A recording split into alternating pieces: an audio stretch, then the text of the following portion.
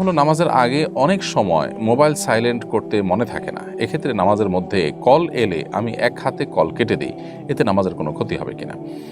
কোনো অসুবিধা নেই, বিশেষ করে যদি আমলে কাসির এর পর্যায়ে না হয়। অর্থাৎ আপনি যদি মোবাইলের সে কল কাটতে গিয়ে মোবাইল বের করেন, দেখেন, অনেক নাড়াচাড়া করেন এবং এমন কিছু করেন যেটা দেখে আপনার মুড দেখে আপনি কি নামাজে নাকি নামাজের বাইরে সেটা স্পষ্ট না হয়, এরকম যদি হয় তাহলে সেক্ষেত্রে আপনার এই নামাজ আপনার আর থাকবে না, বরং এটা নষ্ট হয়ে যাবে, কারণ আমলে কাসির হলে নামাজ ভঙ্গ হয়ে যায়। অথবা আপনি আলতোভাবে শুধুমাত্র এক হাত দিয়ে, এক হাত বাঁধা আছে আর এক হাত দিয়ে কেটে দিলেন, অথবা বন্ধ করে দিলেন, সেটা আপনি করতে পারেন পকেটে হাত ঢুকিয়ে বা বাহির থেকে, সেটাতে অসুবিধা নেই। কিন্তু অনেক বেশি যদি আপনি মোবাইল দেখাদেখি করেন এমনভাবে যেটা দেখে আপনার